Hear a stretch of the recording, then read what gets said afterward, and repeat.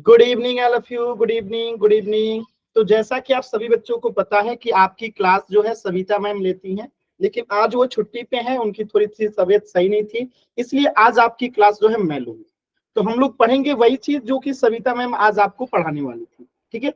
तो कक्षा 3 का विषय जो है गणित आप लोग पढ़ रहे थे, और पिछली क्लास में जो है आप लोग मेरे बारे में थोड़ा सा जान लीजिएगा। मेरा नाम जो है करण कुमार है, और मैं बिहार के सिवान जिले से हूँ, और मैं पिछले 5 साल से गणित विषय पढ़ा रहा हूँ। मैंने ग्रेजुएशन पटना यूनिवर्सिटी से किया है, और पोस्ट ग्रेजुएशन मैंने इग्नू से किया है, ठीक है।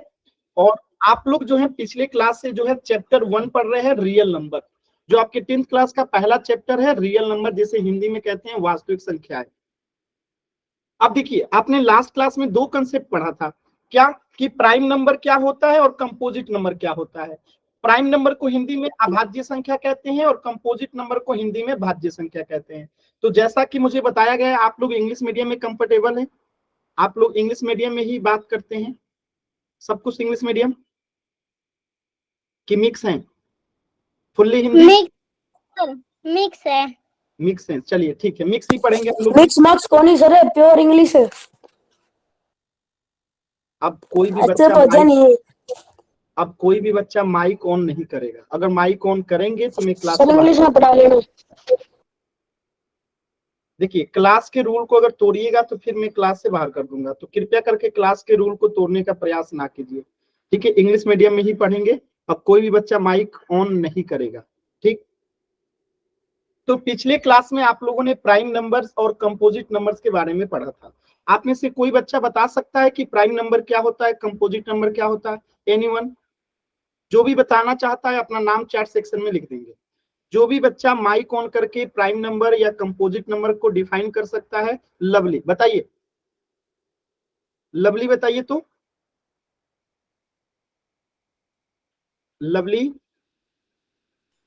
सर कंपोजिट नंबर तो वो होते हैं जो 2 से डिवाइड हो जाते हैं और जिनके 1 से और 2 से ज्यादा फैक्टर होते हैं, और प्राइम नंबर वो होते हैं जिनके फैक्टर या तो 1 होता है या वो खुद होते हैं, बाकी कोई फैक्टर नहीं होते उनके। ठीक है, और वो आपने 2 से प्राइम डिवाइड। नंबर तो सही बताया, लेकिन कंपोजिट नंबर में थोड़ा सा गलती कर दिया, कोई बात नहीं। वरुण आप बताइए, तो वरुण आप बताइए, माइक ऑन करके बताना है, चैट सेक्शन में नहीं, माइक ऑन करके बताना है, प्राइम नंबर या कंपोजिट नंबर, कुछ भी।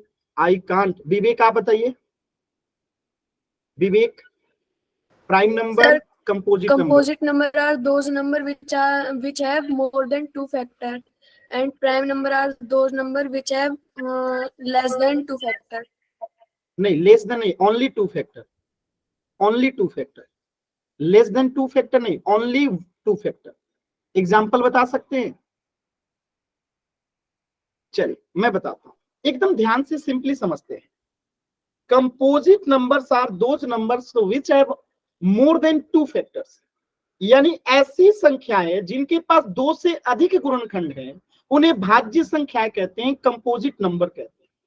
और ऐसी संख्याएं जिनके पास जो है गुणनखंड यानी कि फैक्टर जो है सिर्फ 2 हो, 2 से ज्यादा नहीं, 2 से कम नहीं, तो उसे अभाज्य संख्या कहते हैं। जैसे एग्जाम्पल आपने पढ़ा होगा 2, 3, 5, 7, 11, ये सब क्या है? अभाज्य संख्या। क्यों अभाज्य संख्या यानी कि प्राइम नंबर क्यों है?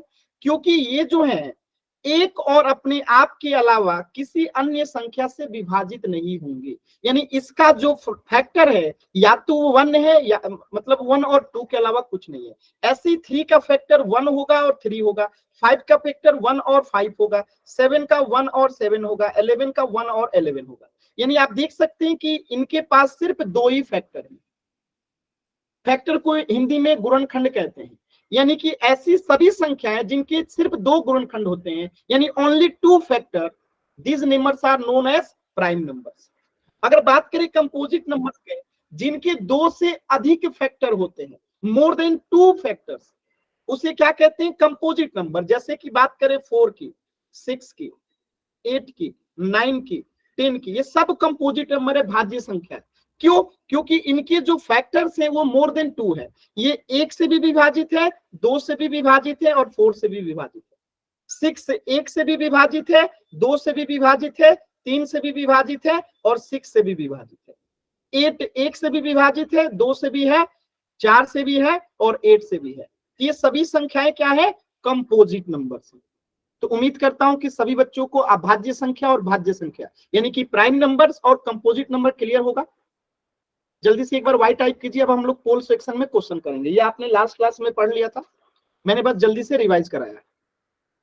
ठीक है, चलिए तो इसी पे आधारित एक छोटा सा प्रश्न है, सभी बच्चे इसे पोल सेक्शन में आंसर करेंगे। बहुत ही सिंपल सा आसान सा क्वेश्चन है। आपको बताना है कि इनमें से कौन सा जो है एक भाज्य संख्या नहीं है, एक भाज्य संख्या जो है नहीं है। एकदम ध्यान से कीजिएगा, जल्दबाजी एकदम मत कीजिएगा। चलिए, इनमें से कौन सी एक भाज्य संख्या नहीं है? 4 विकल्प आपके सामने है। भाज्य संख्या नहीं है इसका क्या मतलब है? भाज्य संख्या नहीं है का इसका मतलब क्या है कि अभाज्य संख्या है।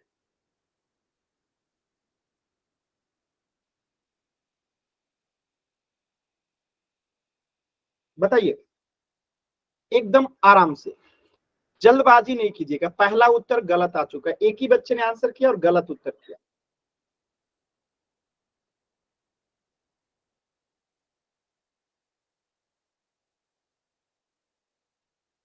गलत उत्तर आ रहा है जी आप लोग का।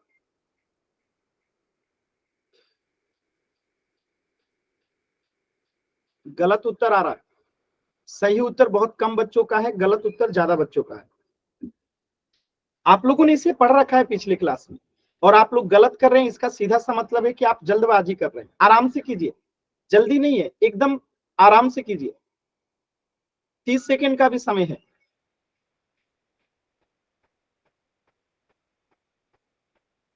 आधे से अधिक बच्चों का आंसर गलत हो गया जी, क्या बात है? ऐसा तो नहीं होना चाहिए। मैम ने पिछली क्लास में पढ़ाया था, मैंने अभी अभी बताया था, इसके बाद भी आप लोग गलत कर रहे हैं।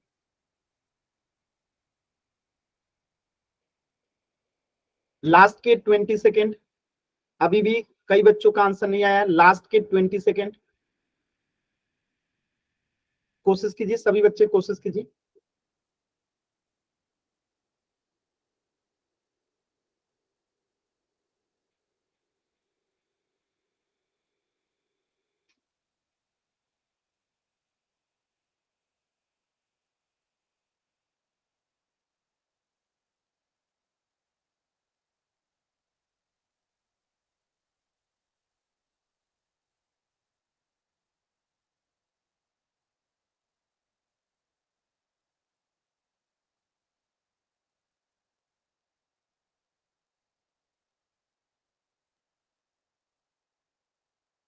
लास्ट के 10 सेकेंड, एक बच्चे का आंसर नहीं आया है।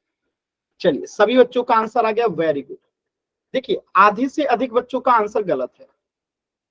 आधी से अधिक बच्चों के आंसर गलत है। क्यों गलत है, ध्यान से समझिएगा। भाज्य संख्या नहीं है का मतलब है कि अभाज्य संख्या, और अभाज्य संख्या क्या होता है? जो एक और अपने आप से यानी कि स्वयं से, इसके अलावा किसी अन्य संख्या से ना कटे, तो उसे अभाज्य संख्या कहते हैं। ये 1 से भी कटेगा और 19 से भी कटेगा और 57 से भी कटेगा। बात समझ में आ रहा है? ठीक है, एक मिनट, एक सेकेंड, एक सेकेंड। 57 किससे किससे कटेगा जी? एक सेकेंड, एक सेकेंड रुक जाइए।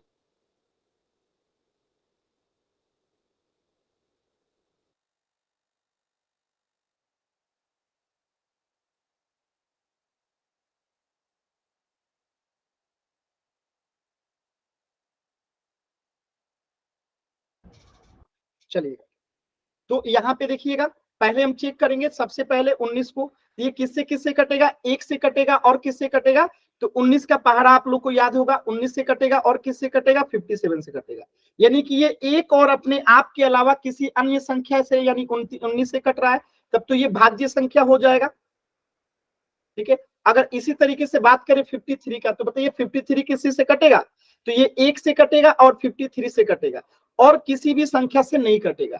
अगर 51 की बात करें तो ये 1 से भी कटेगा, 17 से भी कटेगा और 51 से भी कटेगा और 3 से भी कटेगा ये, और 169 तो आपको पता ही है 1 से भी कटेगा, 13 से भी कटेगा। भाषण में आया, तो ये सारी चीजें आपको ध्यान रखना है, और 169 से भी कटेगा। तो कटने को तो ये बहुत सारी संख्याओं से कटेगा, बस यहाँ पे आपको पहचानना था कि इसमें से भाज्य संख्या नहीं है, यानी कि अभाज्य संख्या कौन सी है। अभाज्य संख्या यानी कि जिसकी सिर्फ 2 गुणनखंड हो, 2 गुणनखंड हो, या फिर जो एक और अपने आप के अलावा किसी अन्य से ना कटे। तो यहाँ पे ऐसी सिर्फ एक ही संख्या है बी, जो एक और अपने आप से कट रहा है, यानी जिसकी संख्या गुणनखंड जो है सिर्फ 2 है, बाकी सबके 2 से अधिक है। तो आंसर क्या हो जाएगा? Option B. क्यों गलत कर रहे हैं आप लोग? आप ही बताइए, इसमें से कितने बच्चों का आंसर गलत था? कम से कम आधे से अधिक बच्चों का आंसर गलत था। ठीक है, आधे से अधिक बच्चों का आंसर गलत था। तो इस प्रश्न का आंसर क्या हो जाएगा? Option C. किसी बच्चे को डाउट है, एन टाइप कीजिए, क्लियर है वाई टाइप कीजिए। किसी भी बच्चे को डाउट है, एन टाइप कीजिए, क्लियर है वाई टाइप कीजिए।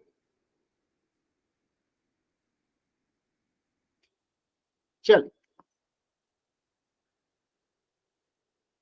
Very good. तो अब हम लोग अगले कंसेप्ट की तरफ आगे बढ़ते हैं, और आज का अगला कंसेप्ट है आपका प्राइम फैक्टराइजेशन, जिसे हिंदी में कहते हैं अभाज्य गुणनखंड। इंग्लिश में क्या कहते हैं? Prime factorisation. तो प्राइम फैक्टराइजेशन होता क्या है, ध्यान से समझिएगा। when there are only prime numbers in the factorization of a number, it is called prime factorization। यानी जब हम किसी संख्या का क्या निकालते हैं? गुणनखंड निकालते हैं, और उसमें सिर्फ प्राइम नंबर्स आता है, यानी अभाज्य संख्याएं आती हैं, तो उसे हम अभाज्य गुणनखंड कहते हैं, यानी प्राइम फैक्टराइजेशन कहते हैं। जैसे कि एक संख्या लेते हैं 27। अब 27 का हम गुणनखंड निकालते हैं, यानी कि फैक्टर निकालते हैं। तो हम सबसे छोटी अभाज्य संख्या से सबसे पहले इसमें भाग लगाएंगे।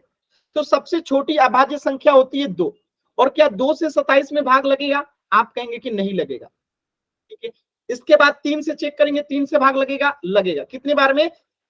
3 9 9 टाइम्स में। अब 9 में सबसे छोटी अभाज्य संख्या कौन सी है जिससे पूर्णतः भाग लगेगा? तो वो है 3। तो 3 से 3 टाइम्स में भाग लगेगा, और 3 खुद 1 से 3 से जाएगा, तो 3 एकम 3। तो यहाँ पे अगर 27 का हम अभाज्य गुणनखंड लिखेंगे, यानी कि प्राइम फैक्टराइजेशन लिखेंगे 27 का, तो क्या आएगा? 3 इंटू 3 इंटू 3। तो यहाँ पे जो इसके फैक्टर्स आए वो क्या है? ध्यान से देखिए, ओनली प्राइम नंबर से। तो 3 के 3 क्या है? सब के सब प्राइम नंबर है। बात समझ में आया? तो इसी को कहते हैं अभाज्य गुणनखंड। यानी जब हम किसी संख्या का क्या निकालें? गुणनखंड निकालें, और उसके सभी गुणनखंड क्या हो जाए? अभाज्य संख्या हो जाए, तो उसी को हम कहते हैं प्राइम फैक्टराइजेशन, अभाज्य गुणनखंड। क्लियर है सभी बच्चों को? तो एक संख्या का आप निकाल के बताइएगा जल्दी से। 81 का अभाज्य गुणनखंड क्या होगा? सभी बच्चे निकाल के बताएंगे। 81 का अभाज्य गुणनखंड क्या होगा? निकाल के बताइए। सभी बच्चे बताएंगे 81 का अभाज्य गुणनखंड क्या होगा? 81 का अभाज्य गुणनखंड क्या होगा? सभी बच्चे बताएंगे। प्राइम फैक्टराइजेशन निकालना है 81 का।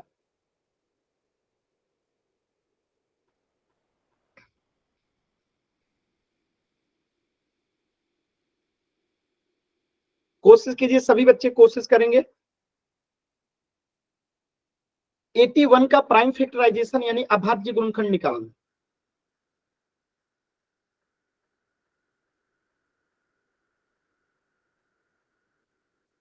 गलत जवाब, गलत जवाब। क्या 9 अभाज्य संख्या है? सच्ची नाम से जो बच्चे आंसर किए हैं 9 इंटू 9, क्या 9 अभाज्य संख्या है? अभी मैंने बताया कि अभाज्य गुणनखंड में केवल प्राइम नंबर्स आता है, कंपोजिट नंबर आ ही नहीं सकता है।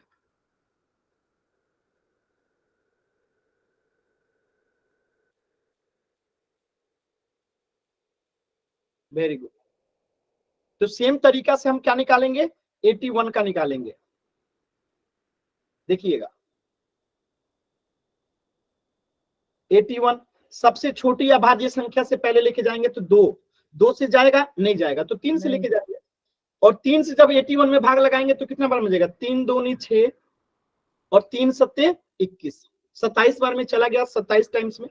अब ये 27 किससे पूर्णतः विभाजित से? 2 से तो नहीं है, फिर 3 से है, तो 3 से लेके जाएंगे। 3 9 27, 9 टाइम्स में। अब ये 9 किससे जाएगा? 3 से जाएगा, 3 3 का 9 और 3 किससे जाएगा, खुद 3 से जाएगा। यानी कि 81 का अभाज्य गुणनखंड निकालेंगे तो क्या आएगा, 3 इंटू 3 इंटू 3। और देखिए ये सभी 3 जो है क्या है, यहाँ पे प्राइम नंबर से। बात समझ में आया, सभी बच्चों को क्लियर है? Yes sir. चलिए आगे बढ़ते हैं। तो द नंबर्स 2 3 5 7 11 इट इज यार प्राइम नंबर्स, ये सब क्या है, प्राइम नंबर। ठीक है, चल अब आपको बताना है 18 का प्राइम फैक्टराइजेशन निकालना है। Find the prime factorisation of 18।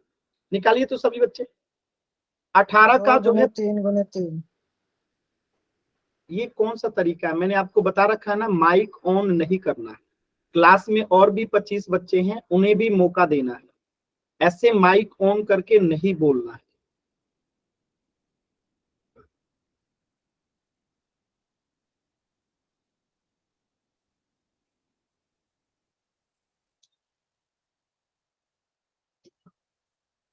Very good.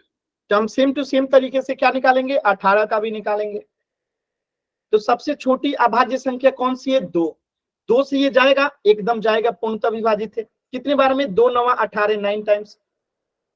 9 किससे जाएगा, 3 से जाएगा। 3 3 का 9 यानी 3 टाइम्स में। और 3 किससे जाएगा, खुद 3 से जाएगा। 3 एकम 3, यानी कि 18 का प्राइम फैक्टराइजेशन क्या हो गया, 2 इंटू 3 इंटू 3। क्लियर है सभी बच्चों को, कोई डाउट किसी बच्चे को? आगे बढ़े। देख सकते हैं यहाँ पे 2 3 3 यानी कि 18 बराबर 2 इंटू 3 इंटू 3। एकदम सिंपल है। तो we divide the number 18 by prime numbers 2 3 5 order till the quotient is divisible by them, यानी जब तक कोसेंट 1 नहीं आ जाता तब तक हम लोग भाग लगाते रहते हैं। और यहाँ पे देखिए 18 का प्राइम फैक्टराइजेशन हमें मिल गया। चलिए 120 का प्राइम फैक्टराइजेशन निकालिए जल्दी से। 120 का 120 का प्राइम फैक्टराइजेशन अभाज्य गुणनखंड निकालना है, कोशिश कीजिए। 120 का अभाज्य गुणनखंड निकालना है सभी बच्चों को।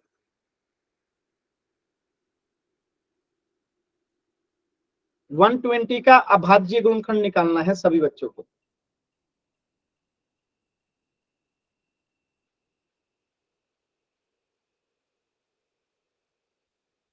चैट सेक्शन में आंसर बताना है निकाल के। वेरी गुड, आंसर आना शुरू हो गया। वेरी गुड, बाकी बच्चे भी बताइए। वेरी गुड, बहुत अच्छा, बहुत ही अच्छा, वेरी गुड। कैसे करेंगे, एकदम ध्यान से देखिएगा। 120 किससे जाएगा, सबसे पहले सबसे छोटी अभाज्य संख्या से लेके जाएंगे, और सबसे छोटी अभाज्य संख्या 2 है।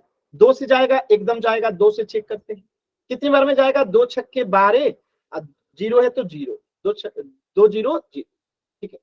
60 बार में चला गया। 60 2 से जाएगा, एकदम जाएगा। कितनी बार में, 2 3 6, 2 0 0।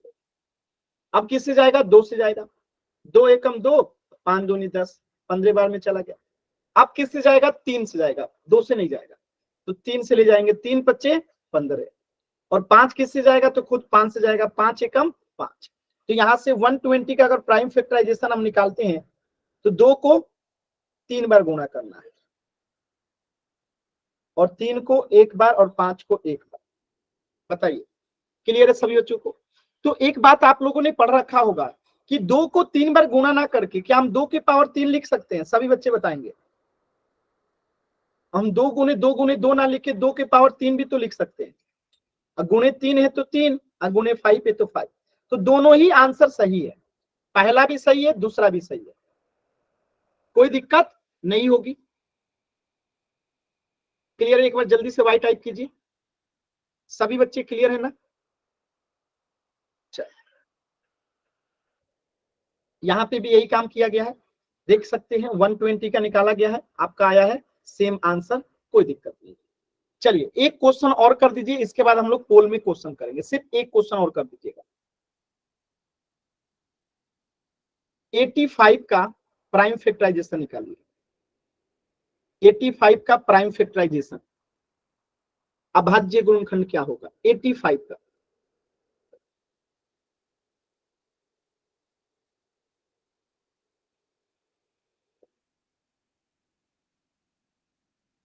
85 का प्राइम फैक्टराइजेशन अभाज्य गुणनखंड क्या होगा?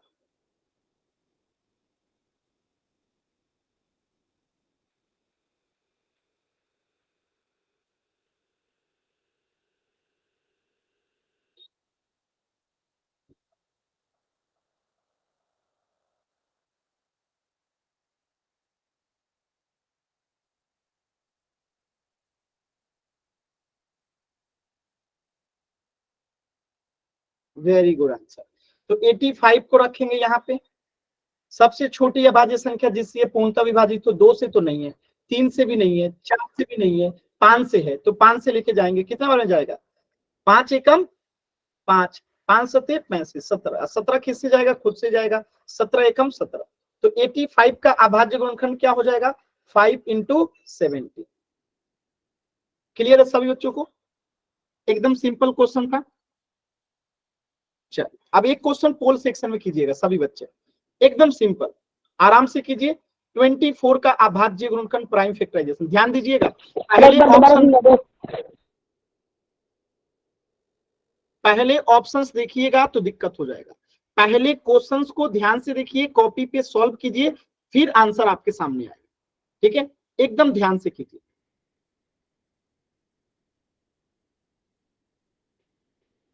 और माइक ऑन नहीं करना है, ठीक है, इस चीज का आप लोग विशेष रूप से ध्यान रखिए। माइक ऑन नहीं करना है, जब तक आपको ना कहा जाए माइक ऑन नहीं करना। क्वेश्चन नंबर 22, इसमें से आपको बताना है 24 का अभाज्य गुणनखंड प्राइम फैक्टराइजेशन क्या होगा। पहले कॉपी पे सॉल्व कर लीजिए, फिर आंसर कीजिएगा, आराम से आंसर आएगा। वेरी गुड, सभी बच्चों का आंसर एकदम सही आया है। वेरी गुड, एकदम सही आंसर आया है सभी बच्चों का। वेरी गुड, एकदम आराम से कोशिश कीजिए।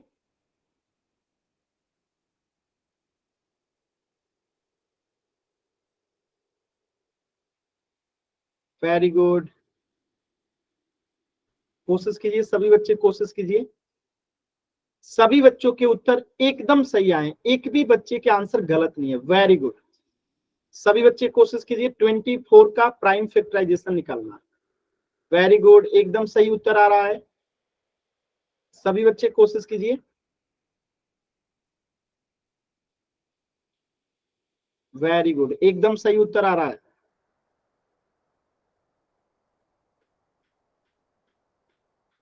वेरी गुड, एकदम सही उत्तर आ रहा है सभी बच्चों का। वेरी गुड,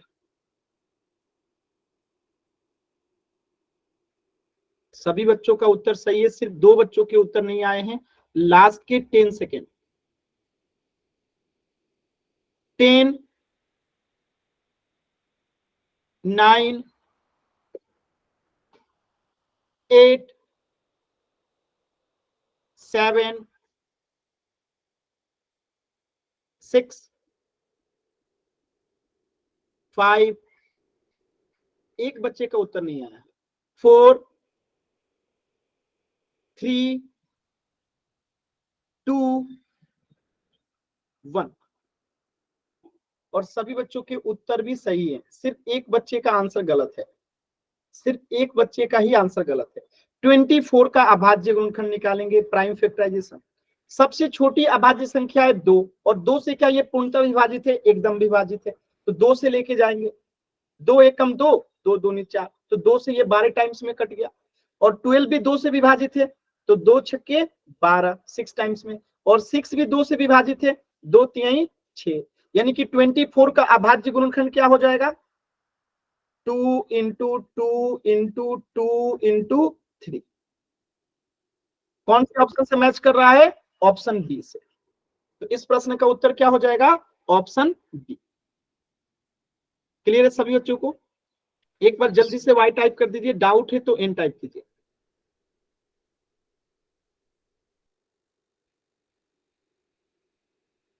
देखिए, क्लास के रूल को अगर तोड़िएगा तो फिर क्लास से बाहर कर दी जाएंगे, इस चीज का ध्यान रखिएगा। बिना पूछे माइक ऑन नहीं करना, ठीक है, विशेष रूप से।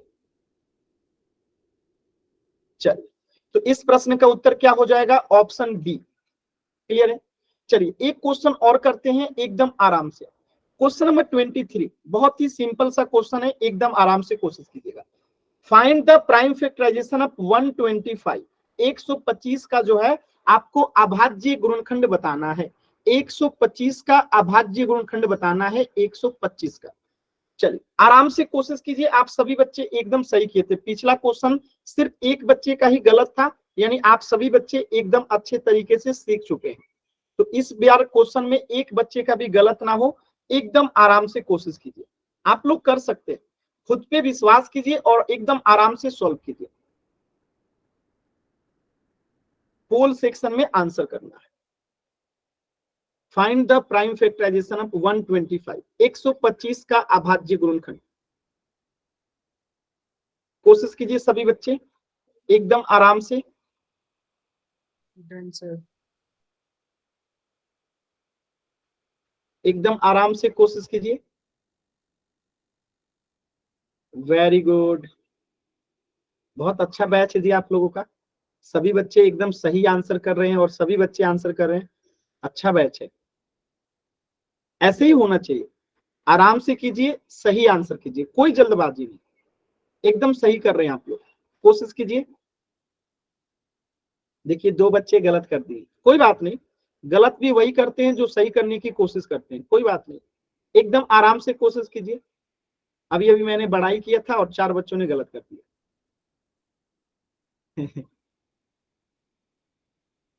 बड़ाई नहीं करना चाहिए था ना जी,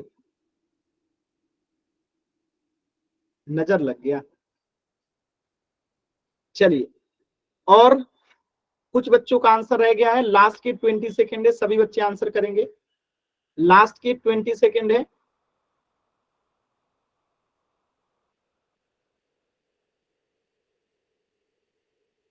सभी बच्चे आंसर करेंगे।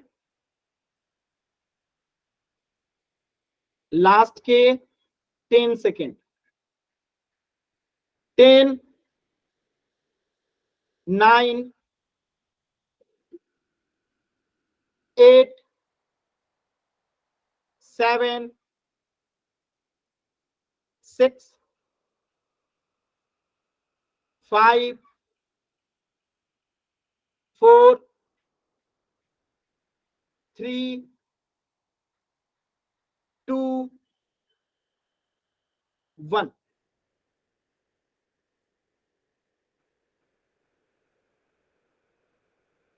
एकदम ध्यान से चीजों को समझिएगा, बहुत ही आसान था। हमें 125 का प्राइम फैक्टराइजेशन निकालना है। तो कौन सी सबसे छोटी अभाज्य संख्या है जिससे ये पूर्णतः विभाजित है? तो 2 सबसे छोटी अभाज्य संख्या, क्या ये इससे विभाजित होगी? नहीं होगी। 3 से भी नहीं है, 4 से भी नहीं है। तो ये विभाजित है किससे? 5 से है। कितने बार में? तो 5 दूनी 10, 50 25। और ये 25 किससे विभाजित है? 5 से। 50 25 और 5 किससे विभाजित है? खुद 5 से। तो आंसर कौन सा हो जाएगा? 125 का अगर अभाज्य गुणनखंड निकालेंगे तो 5 गुने 5 गुने 5 आएगा। तो आंसर क्या होगा? Option C. Option B answer क्यों नहीं होगा? क्योंकि 25 अभाज्य संख्या नहीं है, प्राइम नंबर नहीं है। और मैंने क्या बताया था कि जब भी हम प्राइम फैक्टराइजेशन निकालते हैं तो उसके जो फैक्टर होते हैं सब अभाज्य संख्या होते हैं, प्राइम नंबर्स होते हैं। और 25 प्राइम नंबर नहीं है। बात समझ में है? इसीलिए ऑप्शन बी जो है गलत है, ऑप्शन सी जो है राइट जवाब है। किसी बच्चे को कोई दिक्कत, कहीं पे डाउट है? एन टाइप कीजिए।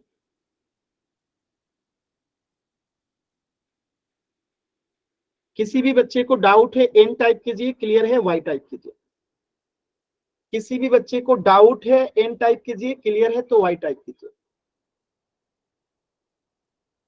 डाउट है तो माइक ऑन करके पूछ सकते हैं।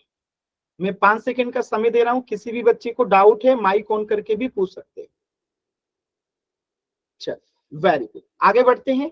तो इस प्रश्न का उत्तर होगा ऑप्शन सी। ठीक है, चलिए नेक्स्ट कंसेप्ट को पढ़ते हैं। अगला कंसेप्ट है आपका हाईएस्ट कॉमन फैक्टर। एचसीएफ कैसे निकालते हैं? एचसीएफ कैसे निकालते हैं? हाईएस्ट कॉमन फैक्टर, जिसे हिंदी में कहते हैं हम लोग महत्तम समापवर्तय या मस। हिंदी में क्या कहते हैं? महत्तम समापवर्तय या फिर मस। इंग्लिश में हाईएस्ट कॉमन फैक्टर यानी कि एचसीएफ। उम्मीद करता हूं कि सभी बच्चों को ये बातें समझ में आ गई होगी। ठीक है, अब देखिए इसको कैसे निकालते हैं, ध्यान से देखिएगा। तो हाईएस्ट कॉमन फैक्टर का क्या मतलब है, तो यहाँ पे अगर हम 12th का फैक्टर निकाल रहे हैं तो क्या आ रहा है 1 2 3 4 6, यानी कि 12th का फैक्टर में क्या क्या आ रहा है, ये 1 से विभाजित है, 2 से है, 3 से है, 4 से है, 6 से है। ठीक है, अगर हम ऐसे ही फैक्टर ऑफ 50 निकालते हैं तो 1 3 5। कॉमन फैक्टर अगर हम देखेंगे कि 12 और 15 में ऐसा कौन सा फैक्टर है जो कि 12 में भी है 15 में भी है, तो आपको दिखाई देगा कि यहाँ पे 1 है और 3 है। ये ऐसे दो फैक्टर हैं जो कि 12 में भी है और 15 में भी है। तो 1 और 3 क्या है, ये हाईएस्ट कॉमन फैक्टर है, यानी मैक्सिमम अधिकतम वो गुणनखंड है जो कि 12 और 15 दोनों में है, कॉमन है। तो यहाँ पे 3 इनको जब गुणा कर देंगे तो क्या हो जाएगा, यही 3 जो हो जाएगा इसका एचसीएफ हो जाएगा, यही 3 जो हो जाएगा क्या हो जाएगा, इसका एचसीएफ आएगा। बात समझ में आया। अब देखिएगा, the greatest common factor is HCF, यानी जो ग्रेटेस्ट कॉमन फैक्टर निकल के आता है उसी को क्या कहते हैं हम लोग, एचसीएफ कहते हैं। सिंपल सी बात है। अब देखिए आपको 24 और 36 का अभाज्य गुणनखंड विधि के द्वारा, यानी कि कॉमन फैक्टर के द्वारा जो है क्या निकालना है, इसका एचसीएफ निकालना। तो सबसे पहला काम क्या करेंगे, 24 का जो है हम प्राइम फैक्टराइजेशन निकालेंगे, फिर हम 36 का जो है अभाज्य गुणनखंड यानी प्राइम फैक्टराइजेशन निकालेंगे, और दोनों को यहाँ पे लिख देंगे पहले कि 24 का अभाज्य गुणनखंड कितना आता है प्राइम फैक्टराइजेशन, 36 का क्या आता है, फिर जो इन दोनों में कॉमन होगा वही एचसीएफ होगा। तो निकालिए और आंसर बताइए सभी बच्चे। 10th क्लास में आपको डिवीजन मेथड नहीं पढ़ना है, ठीक है, 10th क्लास में सिर्फ प्राइम फैक्टराइजेशन मेथड से ही एचसीएफ निकालना पड़ना है। ठीक है, डिवीजन मेथड बच्चों को पढ़ाया जाता है, अब आप लोग बड़े हो चुके हैं। ठीक है, वो सब चीजें जो है 10th क्लास में नहीं, बच्चों को पढ़ाया जाता है डिवीजन मेथड। अब आप लोग बड़े हो चुके हैं, इसलिए हाईएस्ट कॉमन फैक्टर आपको प्राइम फैक्टराइजेशन से निकालना होगा। कोशिश कीजिए सभी बच्चे।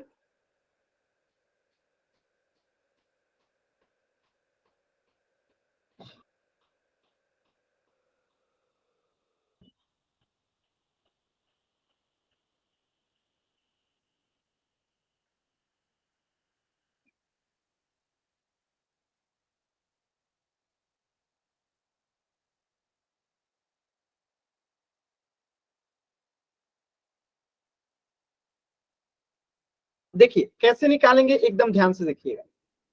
तो 24 सबसे छोटी अभाज्य संख्या कौन सी है जिससे पूर्णतः विभाजित है, 2 है, 2 से लेके जाएंगे। कितने बार में, 2 एकम 2, 2 दूनी 4, 12 बार में। फिर 2 किससे जाएगा, 12 भी 2 से जाएगा, 2 छक्के 12, और ये 6 भी 2 से जाएगा, 2 तिहाई 6, और 3 तो खुद 3 से ही जाएगा, 3 एकम 3। तो 24 का अभाज्य गुणनखंड क्या हो गया, 2 गुने 2 गुने 2 गुने 3। 36 का निकालते हैं तो किससे जाएगा, ये भी 2 से जाएगा, 2 एकम 2 अट्ठे, यानी 18 बार में चला जाएगा। और ये 18 किससे जाएगा, ये भी 2 से जाएगा, 2 9 18, और 9 किससे जाएगा, 3 से जाएगा, 3 3 9, और 3 किससे जाएगा, खुद 3 से जाएगा, 3 एकम 3, यानी 36 का अभाज्य गुणनखंड हो गया 2 गुने 3 गुने 3। और जब भी हमें एचसीएफ निकालना रहता है तो हमें वो गुणनखंड देखना होता है जो कि दोनों में हो, ऐसा फैक्टर जो कि 24 में भी हो और 36 में भी हो। तो ऐसा फैक्टर कौन कौन सा है, ध्यान से देखिएगा। एक तो ये 2 है, तो 1 2 बाहर आ गया, गुने एक और 2 है जो कि इसमें भी है इसमें भी है, तो 1 2 और बाहर आ गया, और एक और 3 है।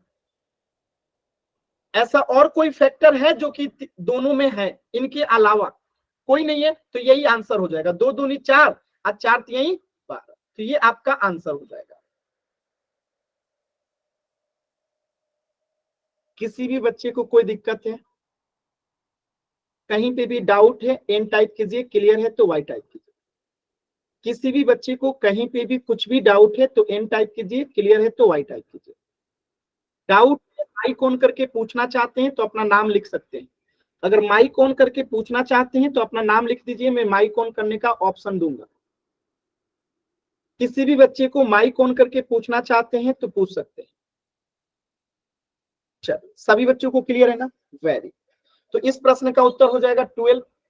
देखिए यहाँ पे सॉल्व किया गया है, पहले हम 24 का अभाज्य गुणनखंड निकाले, फिर 36 का निकाले, फिर हमने 24 का यहाँ लिख दिया, फिर 36 का भी लिख दिया, और इन तीनों में दोनों में कॉमन कौन सा था, एक ये था, एक ये था, और एक ये था। तो यहाँ पे हमने लिख दिया और आ गया 12 आंसर। तो एग्जाम में क्वेश्चन आएगा तो कुछ इसी तरीके से आपको सॉल्व करना रहता है।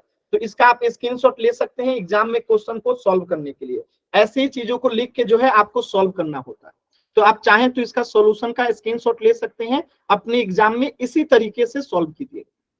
ठीक है, चलिए अगले कंसेप्ट पे चलते हैं। अगला क्वेश्चन है 14 और 25 का जो है आपको एचसीएफ निकालना है। निकालिए सभी बच्चे, 14 और 25 का जो है एचसीएफ आपको निकालना है। निकालिए, 14 और 25 का एचसीएफ निकालना है। सभी बच्चे कोशिश कीजिए और आंसर बताइए। तो 14 और 25 का आंसर क्या होगा? एचसीएफ निकालना है। निकालिए सभी बच्चे एकदम आराम से, जल्दबाजी नहीं करना है, एकदम आराम से कोशिश कीजिए, जल्दबाजी नहीं करना है, एकदम आराम से कोशिश कीजिए सभी बच्चे।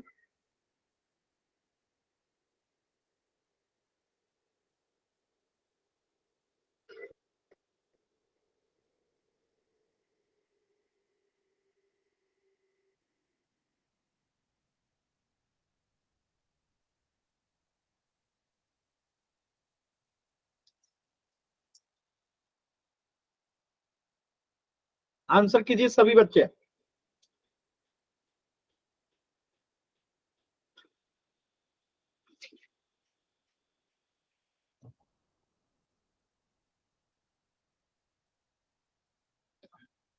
वेरी गुड, एकदम सही आंसर आ रहा है आप सभी बच्चों का।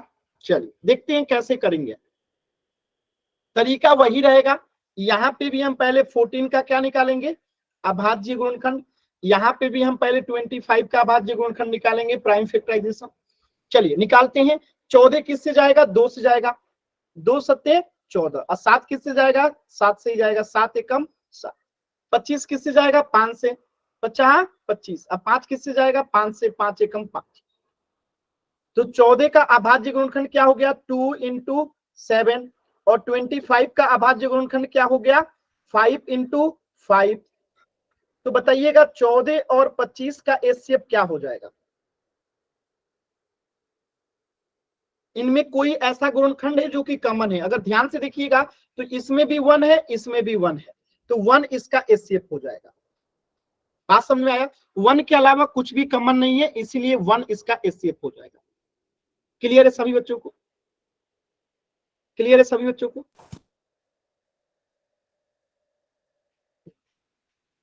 चल, तो इसका भी सॉल्यूशन आप देख सकते हैं। यहाँ पे 14 का निकाला गया, यहाँ पे 25 का, यहाँ पे एचसीएफ 1 आ गया, क्योंकि 1 जो है इसमें भी है और इसमें भी है। तो जिसमें कोई भी कॉमन फैक्टर नहीं होता है उसका एचसीएफ हमेशा 1 होता है। तो क्या अब हम लोग पोल सेक्शन में क्वेश्चन कर लें? जल्दी से वाई टाइप कीजिए सभी बच्चे। क्या अब हम लोग पोल सेक्शन में क्वेश्चन कर लें? जल्दी से वाई टाइप कीजिए सभी बच्चे। चल, वेरी गुड, अब आप लोग निकालना सीख चुके हैं। चलिए पहला क्वेश्चन है आपके सामने, 15 और 50 का जो है आपको अभाज्य गुणनखंड मेथड से आपको एचसीएफ बताना है।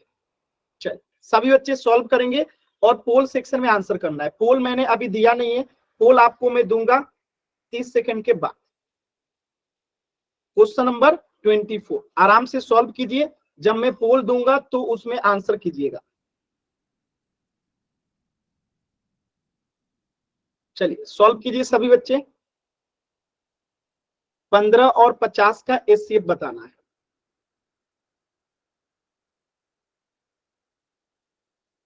एकदम आराम से सॉल्व कीजिए, कोई जल्दबाजी नहीं है।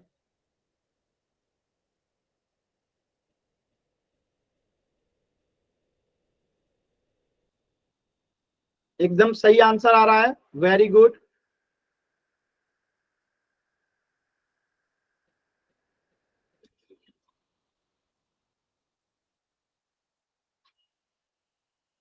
एकदम सही उत्तर कर रहे हैं सभी बच्चे, वेरी गुड। एकदम सही उत्तर आ रहा है, सभी बच्चों का उत्तर एकदम सही आया है, जितने बच्चों ने आंसर किया है, वेरी गुड। सभी बच्चे कोशिश कीजिए, सभी बच्चे कोशिश करेंगे, बहुत ही अच्छा कर रहे हैं, वेरी गुड वेरी गुड। कोशिश कीजिए, सभी बच्चे कोशिश करेंगे।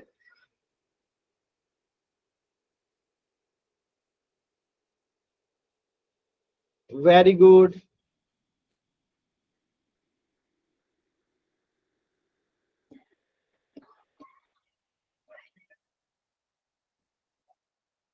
Very good. चल लास्ट के 10 सेकेंड, कुछ बच्चों के आंसर, चलिए 20 सेकेंड दे रहा हूं, 20 सेकेंड, क्योंकि अभी तक एक भी बच्चे का आंसर गलत नहीं है और मैं चाहता हूं कि ये क्वेश्चन किसी भी बच्चे का गलत ना हो। तो 20 सेकेंड का समय दे रहे हैं, आराम से कीजिए। अभी तक एक भी बच्चे का आंसर गलत नहीं है। वेरी गुड, बहुत ही अच्छा बैच है आप सभी का। मैं आपकी मैम से जरूर आप लोग की बड़ाई करूंगा कि बैच बहुत ही अच्छा है, बच्चे बहुत ही अच्छा रिस्पॉन्स करते हैं और सही आंसर करते हैं। मैं आप लोग की बैच की बड़ाई जरूर करूंगा, ठीक है। ऐसे ही होना चाहिए कि सभी बच्चे पोल में, रिजल्ट में आंसर भी करें और सही भी कर रहे हैं। ये बहुत ही अच्छा बैच है। चलिए लास्ट के 10 सेकेंड, और दो बच्चों के आंसर नहीं आए, सभी बच्चे आंसर कर दीजिए। लास्ट के 10 सेकेंड, 10, 9, 8, 7, 6, 5, 4, 3, 2, 1। सिर्फ एक बच्चे का आंसर गलत है, बाकी सभी बच्चों के आंसर एकदम सही है। वेरी गुड, बहुत ही अच्छा किया आप सभी लोगों ने। देखिए कैसे करेंगे, तो पहले हम 5 का क्या निकाल लेंगे, प्राइम फैक्टराइजेशन 15 का निकाल लेंगे यहाँ पे, और यहाँ पे 50 का निकाल लेंगे। चलिए 15 का निकालते हैं। सबसे छोटी अभाज्य संख्या जिससे ये पूर्णतः विभाजित है क्या है, 3। 3 बच्चे 15। अब 5 किससे विभाजित है, खुद 5 से, तो 5 एकम 5। 50 किससे पूर्णतः विभाजित है, तो ये 1 से नहीं है, 2 से है, एकदम 2 से है, तो 25 बार में चला जाएगा। और ये 25 किससे पूर्णतः विभाजित है, तो ये 5 से है। और ये 5 किससे पूर्णतः विभाजित है, खुद 5 से। यानी कि 15 का अभाज्य गुणनखंड क्या हो गया, 3 इंटू 5। और 50 का अभाज्य गुणनखंड क्या हो गया, 2 इंटू 5 इंटू 5। अब हमें अगर 15 और 50 का एचसीएफ निकालना है, तो इन दोनों में कौन सा ऐसा फैक्टर है जो कि कॉमन है, तो केवल 5 है एक ऐसा फैक्टर जो कि दोनों में कॉमन है, तो 5 इसका एचसीएफ हो जाएगा। तो आंसर कौन सा हो जाएगा, ऑप्शन बी। क्लियर है सभी बच्चों को? एक बार सभी बच्चे वाई टाइप करके बताएंगे, एकदम आसान सवाल था। क्लियर है ना? चलिए एक ही बच्चे का गलत था, बाकी सभी का सही था। Very good. तो इस प्रश्न का उत्तर हो जाएगा ऑप्शन डी। एक क्वेश्चन और कर दीजिए, बहुत ही सिंपल सा क्वेश्चन है। क्वेश्चन नंबर 25 बहुत ही अच्छा और प्यारा क्वेश्चन है। 42 और 125 का जो है आपको क्या बताना है, एचसीएफ बताना है। एकदम ध्यान से कोशिश करेंगे, जल्दबाजी कोई भी बच्चा नहीं करेंगे, एकदम ध्यान से कोशिश करना है, ठीक है। जल्दबाजी किसी भी बच्चे को नहीं करना है, एकदम ध्यान से कोशिश कीजिए, जल्दबाजी किसी भी बच्चे को नहीं करना है।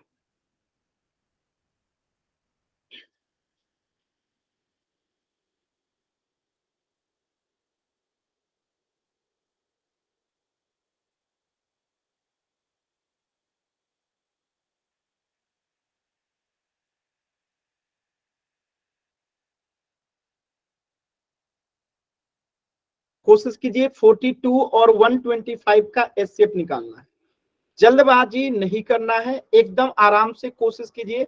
सभी बच्चे कर सकते हैं आप लोग, एकदम आराम से कोशिश कीजिए, जल्दबाजी नहीं करना है किसी भी बच्चे को, ठीक है। जल्दबाजी किसी भी बच्चे को नहीं करना है, एकदम आराम से कोशिश कीजिएगा। कोशिश कीजिए सभी बच्चे, 42 और 125 का एचसीएफ निकालना है।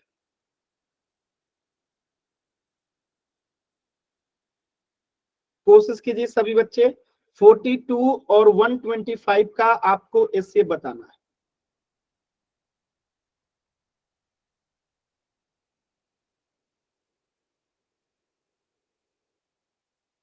कोशिश कीजिए, सभी बच्चे कोशिश करेंगे एकदम आराम से। सही उत्तर आ रहा है, कोशिश कीजिए।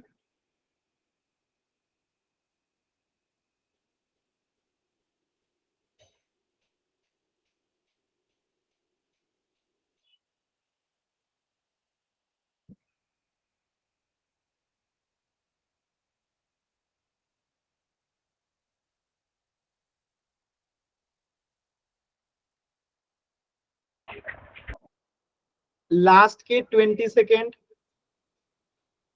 लास्ट के 20 सेकेंड, सभी बच्चे कोशिश कीजिए। अभी भी मैं देख पा रहा हूं कई बच्चों के उत्तर नहीं आए हैं।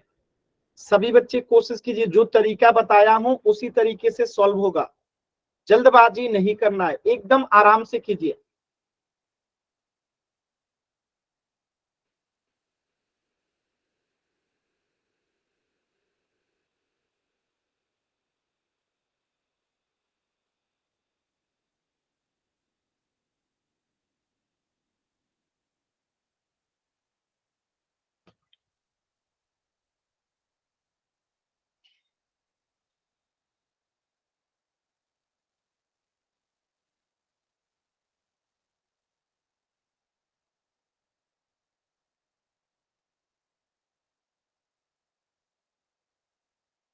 लास्ट के 10 सेकेंड, अभी भी कई बच्चों के 6 बच्चों के आंसर नहीं आए।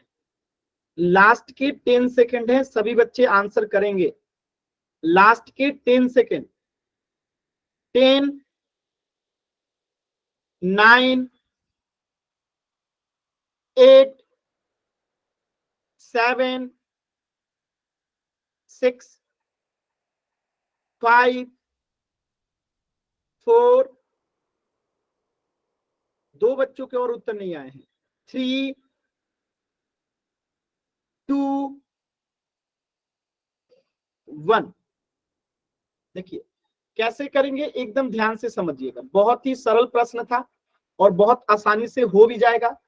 देखिएगा, तो हम सबसे पहले क्या करेंगे, 42 का अभाज्य गुणनखंड यानी प्राइम फैक्टराइजेशन निकालेंगे।